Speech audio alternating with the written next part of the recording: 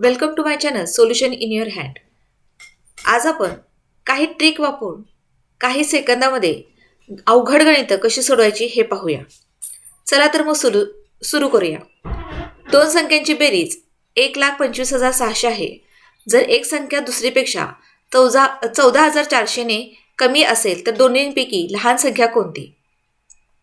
दोन संख्यांची बेरीज दिली आहे आणि दोघांच्यापैकी एक संख्या दुसरीपेक्षा कमी आहे, म्हणजे 14,400 कमी असेल तर दोन्हीपैकी लहान संख्या कोणती असं विचारलंय. इथं आपण सूत्र वापरायचं आहे, बेरीज वजा फरक छेद 2.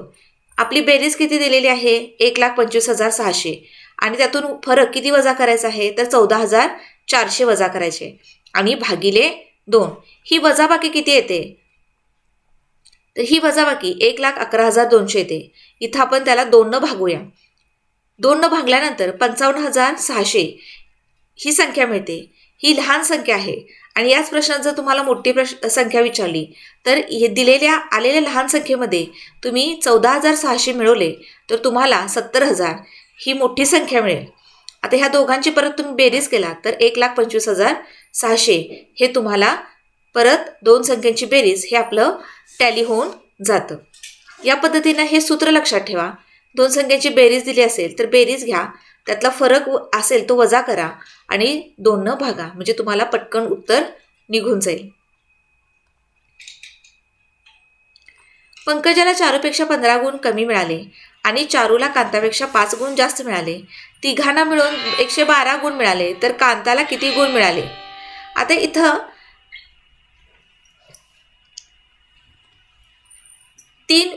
तीन मुलींची किंवा 3 विद्यार्थिनींची तुम्हाला बेरीज दिलेली आहे.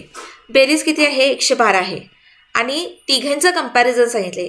पंकजाला चारूपेक्षा 15 गुण कमी मिळालेत, चारूला कांतापेक्षा 5 गुण जास्त मिळालेत. आता आपण कांताचे गुण इथं x मानूया. कांताचे गुण x मानू. चारूचे गुण x अधिक 5, म्हणजे चारूला कांतापेक्षा 5 गुण जास्त मिळाले म्हणून x अधिक 5 घेतलं. आणि पंकजाला मिळालेले गुण हे काय आहेत तर कांतापेक्षा 15 कमी आहे. पंकजला चारूपेक्षा 15 गुण कमी मिळाले. म्हणजे इथं काय करायचं, कांताचे गुण आहेत ते घ्यायचे आणि त्यातले 15 वजा करायचे. आता x अधिक 5 वजा 15 ह्या दोघांचा विचार केला तर इथं एक धनसंख्या एक ऋण संख्या आहे. दोघांना चिन्ह वेगळी वेगळी आहेत म्हटल्यावर 15तून 5 वजा करा आणि उत्तर येणार 10. मोठ्या संख्येचं चिन्ह म्हणजे वजा 10, x वजा 10 येणार आहे. हे पंकजला मिळालेले गुण असणार आहेत. आता तिघांची बेरीज किती आहे? 112. आता आपण काय करूया, x अधिक 5 आणि x वजा 10 ह्या तिघांची बेरीज करूया, म्हणजे आपल्याला x ची किंमत मिळेल.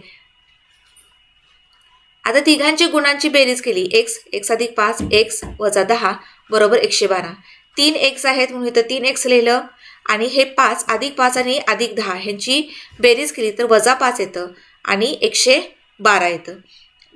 तर हे 5 इकडं नेल्यानंतर 117 होतील. 112 अधिक 5 117 होतील. दोन्ही बाजूला जर आपण 3 भागलं तर इथं x राहतील आणि इथं उत्तर येईल 39. म्हणजे हे x कुणाचे गुण असणार आहेत तर कांताचे गुण असणार आहेत, जे आपण x मानलेले आहेत. प्रश्न तोच विचारलेला आहे की कांताला किती गुण मिळाले, तर पर्याय क्रमांक 2 हे तुमचं उत्तर असणार आहे. तिसरं उदाहरण बघूया. 320च्या 68% म्हणजे, आता 320 गुणिले काय करायचं, 68/100 करायचं. ह्या शून्याला शून्य निघून गेले. आता इथं 32 गुणिले 68 यांचा मी गुणाकार केला तर तो येणार 2176. 2176 छेद 10. आता छेदामध्ये 10 असल्यामुळं आहे ही संख्यावरची आहे तशीच लिहून घ्यायची आणि इथं खाली 10 आहे म्हणजे उजवीकडून एका अंकानंतर किंवा एका घरानंतर पॉईंट द्यायचा आहे. उत्तर येणार आहे 217.6. पुढचं गणित आहे. एक शर्ट 25% नफा मिळवून 2,500ला विकला गेला. त्या शर्टाची खरेदी किंमत काय? आता इथं तुम्हाला काय दिलेलं आहे तर विक्रीची किंमत दिलेली आहे आणि नुसता नफा न देता शेकडा नफा दिलेला आहे. आता ह्याच्यामध्ये सूत्र वापरायचं. आपण सूत्र कोणतं वापरायचं तर खरेदीची किंमत आपल्याला काढायची आहे म्हणून आपण काय लिहिणार तर खरेदीची किंमत बरोबर विक्रीची किंमत गुणिले 100 छेद 100 अधिक शेकडा नफा. परत एकदा सूत्र बघा. खरेदीची किंमत बरोबर विक्रीची किंमत गुणिले 100 छेदामध्ये 100 अधिक शेकडा नफा. तर आपण इथं काय करायचं, विक्रीची किंमत आहे 2500 गुणिले 100 लिहा, छेदामध्ये 100 आहे तसेच आणि शेकडा नफा किती आहे तर 25 आहे म्हणून इथं 25 लिहिलं. आता पुढं काय करायचं, तर वरती गुणाकार आहे आणि खाली बेरीज आहे. मग आपण काय करूया, सुरुवातीला खालच्या वरच्या संख्यांचा कॅल्क्युलेशन करण्या अगोदर छेदाची बेरीज करून घ्या. 100 अधिक 25 म्हणजे किती झाले 125. इथं तुम्ही डायरेक्ट घालवू शकत नाही कारण वरती गुणाकार आहे आणि खाली बेरीज आहे. खालची छेदाची बेरीज कंप्लीट करून घ्या आणि जो अंक येईल त्यानं मग वरच्या संख्येना खाली तुम्ही वरच्या आणि खालच्या संख्येचा भागाकार करू शकता. आता वरचे अंक आहेत 2500 गुणिले 100 आहे तसेच लिहिलेले आहेत. खाली 100 अधिक 25 म्हणजे 125 लिहिलेले आहेत. आता आपण भागाकार करूया. ह्या दोन्ही संख्या ह्या आता इथे नजरेने दिसतं हे 25 आणि 125 किंवा 100 ह्या सगळ्या संख्या ह्या 25च्या पाड्यातील आहेत.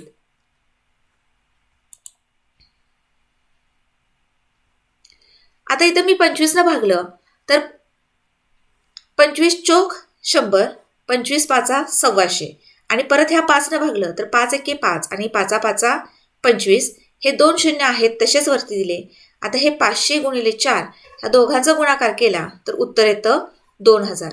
म्हणजे तुमच्या शर्टची खरेदीची किंमत असणार आहे 2000. टॅली करण्यासाठी तुम्ही ह्याच्यावर 25% जर नफा घेतला तर विक्रीची किंमत तुम्हाला मिळून जाईल. तुमचं उत्तर बरोबर आहे की नाही हे तुम्ही चेक करू शकता. आता इथं आपण काय केलेलं आहे, हे सूत्र वापरलेलं आहे. ह्या सूत्रात घातल्या किमती की पटकन उत्तर निघून जातं.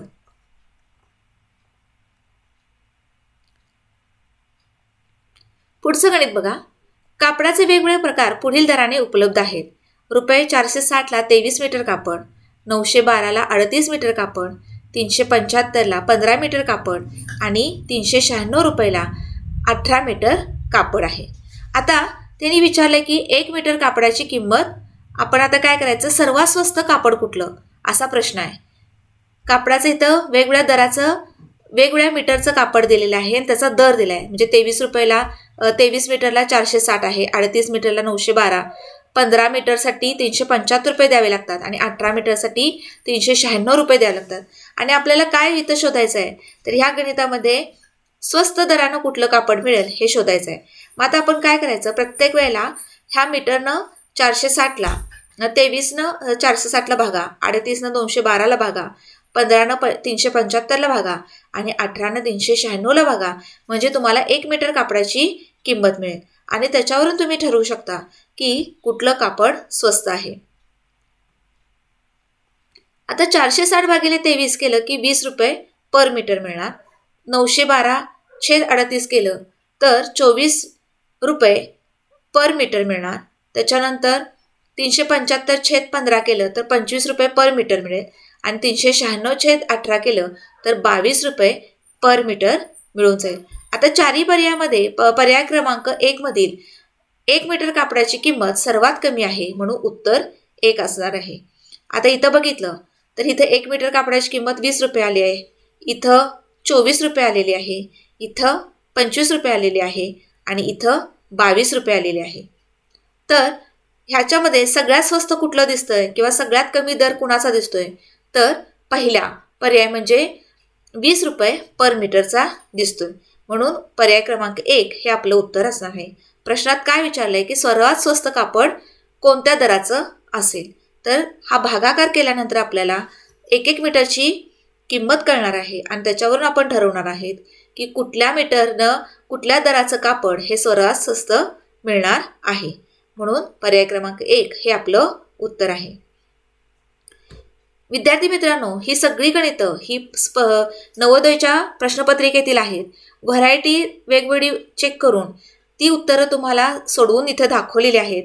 जिथं शक्य आहे तिथं ट्रिक्स किंवा शॉर्टच्या सूत्र तुम्हाला दिलेले आहेत. ती तुम्ही जरूर अभ्यासा, एका वहीत लिहून काढा, छान अभ्यास करा आणि भरपूर मार्क पाडा. Thank you for watching my video.